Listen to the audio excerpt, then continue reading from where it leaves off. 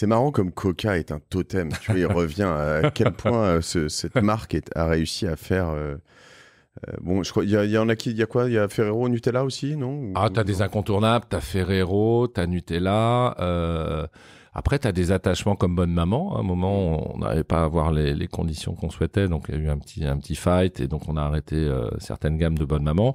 Et tu vois qu'il y a un attachement à la marque. Et puis après, t'as des eaux Evian. Evian préconisé par les pédiatres pour les enfants. Si t'as pas d'Evian, c'est un drame, quoi. Donc non, il y a le rapport de force, c'est pas toujours aussi évident que ça. C'est-à-dire qu'on peut pas se passer de certaines marques. Je le dis pas trop fort là dans le micro, mais c'est quand même la réalité. Non, mais en gros, Danone, L'Oréal, Coca ont des, j'imagine, un peu des grosses puissances. Mais j'ai quand même l'impression que Coca est par-dessus tout, quoi. Il y a un moment où, parce que même si tu dis on est plus puissant, on est plus machin, tu peux, leur dire non, mais en fait, très bien, on arrête. Je sais pas, Bah, en fait, c'est dur de totalement arrêter. Donc, la politique du groupement depuis quelques années où on considère pas avoir les bonnes conditions d'achat. Et donc ça nous embête parce que notre rôle, c'est d'apporter effectivement ces produits-là, mais au meilleur prix à tous nos consommateurs. Bah, c'est de pas avoir les 70 références de Coca. On en a 15-20. C'est-à-dire qu'on a réduit drastiquement les assortiments. C'est qu'il n'y a plus de Powerade partout, là.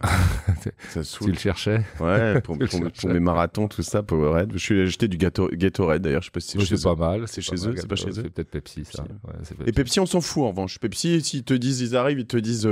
Thierry, là j'ai pas les conditions qu'il me faut. Si tu m'achètes pas à ce prix-là, je m'en vais. Tu dis salut, c'est un peu ça ou Non, c'est sympa. C'est pas tout à fait ça. C'est pas tout à fait ça, mais c'est en fait c'est un métier hyper, je dirais, réfléchi. C'est-à-dire que tu as des catégories managers qui réfléchissent et on sait effectivement, hein, on peut l'avouer, on sait en fait quelles sont les marques incontournables sur lesquelles il faudra se mettre d'accord en termes de négo, des marques qui le sont un petit peu moins. Mais notre rôle, c'est quand même de proposer, tu vois, ce que veulent les clients. En fait, sur le fond, on n'a aucun intérêt à pas vendre du Coca. On a certainement un rôle en termes de pédagogie d'expliquer que pour la santé, parce que l'alimentation, c'est quand même notre santé, et donc qu'il faut effectivement maîtriser sa consommation de glucides, de sucre, et donc arrêtons d'en boire trop. Mais notre rôle, c'est de le proposer. On n'est pas non plus des ayatollahs de la diététique. Chaque consommateur doit être assez grand, responsable, et on a, je te l'en dis, un rôle d'éducation. Mais notre rôle, c'est pas de les faire aller dans la boutique d'en face qui aurait ce produit-là et qu'on n'a pas, quoi. La négo. Cette histoire, ce mythe que tu apprends en école, qui n'était pas tant un mythe, hein, j'en ai quand même quelques-uns. C'était peut-être pas chez vous. Négos non, pas chez vous, mais en revanche, je les ai eus, ces histoires de gens proches qui sont, t'as rendez-vous genre le samedi matin, en plus, genre week-end de Pâques ou un truc comme ça, à 9h. Et puis on te dit à midi, bon, attends, il y a encore 2 heures d'attente. Et puis à 14h30, ah ben non, finalement, ils sont partis en week-end. Et on te voit la semaine prochaine. Donc là, t'as flingué ton week-end, t'es vénère, et puis voilà. Puis tu reviens le week-end d'après. Non, mais ça, c'est chez Leclerc. Je sais pas. J'inviterai Michel-Édouard. Voilà, Michel, je suis très proche de lui, donc il te dira. Non, c'est une joke, évidemment. Et je me demande si c'était pas chez Leclerc. Tu vois, je l'avais dit. Et on te fait revenir une semaine après, et puis voilà. Et puis finalement, on t'accueille dans un bureau où il fait 28 degrés, et puis on te refait attendre, et puis on te dit attends, faut que je revienne, et puis je reviens 2 heures après, et puis on t'a crevé les pneus dans le parking. J'exagère à peine. Non mais tu vas loin. Je vais loin. Ouais, tu vas loin. Mais t'as quand même eu des histoires de fous là-dedans. Et alors, qu'est-ce qui est vrai, qu'est-ce qui est faux, jusqu'où vous êtes allé, jusqu'où on va encore? Est-ce que dans cette work-life balance, comme on dit, dans cet équilibre vie pro, vie perso, est-ce qu'on peut maltraiter des gens? Est-ce qu'on a maltraité des gens? Est-ce que vous secouez encore sérieusement les gens de chez Coca ou de chez Procter? Raconte-moi un peu le mythe, la réalité. Il y a une partie cliché, mais il y a un moment où vous êtes allé trop loin. Ouais, et moi j'intervenais quand j'étais patron d'Inter dans ce qu'on appelle un brief négo. Surtout que juste vous voyez pas, mais regardez sur YouTube, mais Thierry, on n'a pas très envie de, tu vois, si tu le vois en face et que déjà vous entendez la voix, mais s'il commence un peu à te dire bon Mathieu là, on se calme, pas envie de décoller, tu vois, un petit look de rugbyman quand même. Non, on a été un des seuls d'ailleurs distributeurs à accueillir un tournage d'une grande télé dans les box. Bon, la réalité, c'est que tu penses bien, il y aurait pas les gentils d'un côté, les méchants de l'autre, etc. Je pense que la réalité, c'est que il y a des fois, on a été trop loin, probablement. Et donc, moi, j'ai toujours défendu dans les briefs négo. Donc, le brief négo, c'est la grande réunion. Tu as les 150 acheteurs. C'est le top départ fin septembre. On leur dit, voilà, l'objectif, c'est, on a une inflation où les tarifs arrivent à 10 points. Il faut absolument qu'on contienne cette inflation. Et donc, on va se donner un objectif de la contenir, allez, à 3%. Parce qu'effectivement, on a commencé à faire l'analytique. L'électricité a augmenté, les salaires ont augmenté. Donc, produire coûte plus cher. Donc, c'est justifié côté industriel.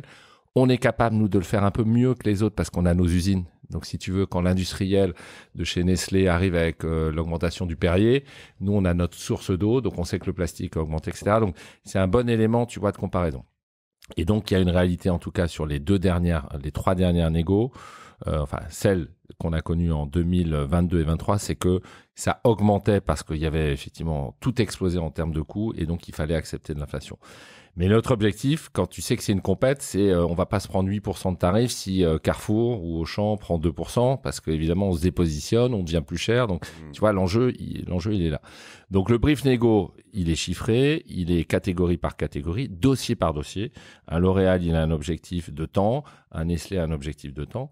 Et moi, je leur disais toujours, et tu pourras vérifier si tu croises un jour mes acheteurs, je disais, il y a le fond et il y a la forme. C'est-à-dire, on peut être hyper exigeant au nom de la performance de nos consommateurs, mais je vous demande une chose, c'est de respecter évidemment dans la forme l'interlocuteur qui pourrait être à votre place et on pourrait être à sa place, donc de grâce, ne déconnez pas.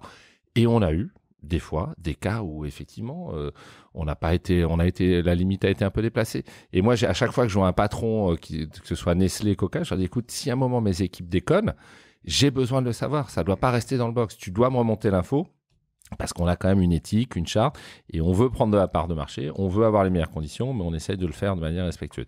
Et ce qui est vrai, et elle est plutôt assez excitante en fait en termes d'acheteurs, cette dernière nuit est assez incroyable. C'est-à-dire que la dernière nuit, c'est-à-dire la loi nous oblige, tu vois, là cette année c'était le 30 janvier à avoir clôturé les accords. Si c'est pas signé, c'est quand même 5 millions d'amendes parce qu'il faut que les deux se mettent d'accord, ou 2 millions, pardon. Eh bien, cette nuit-là, en fait, quand tu attaques ta dernière ligne droite, c'est vraiment money time. Eh bien, dans les dernières minutes, et la réalité, c'est que ça peut se finir effectivement à 1h du matin, 2h du matin, 3h du matin. Et c'est un stress des deux côtés parce que l'industriel joue gros. Intermarché peut pas se passer de certaines marques non plus, donc faut trouver un accord. Et puis au même moment, tu sais que Coca propose des conditions en face. Est-ce que tu es meilleur ou pas? Tu le sauras 2 mois après quand tu vois les changements de prix d'étiquette et tu vois si effectivement tu as un prix qui est dans le marché ou si tu es passé à côté. Mais alors la best practice là, tu sais quoi? Tu peux te mettre d'accord avec Coca bien avant la dernière nuit parce qu'en fait il y a eu une négo intelligente et voilà, ou est-ce que finalement à un moment tu dis non mais les gars, pareil, je vais les poncer en fait.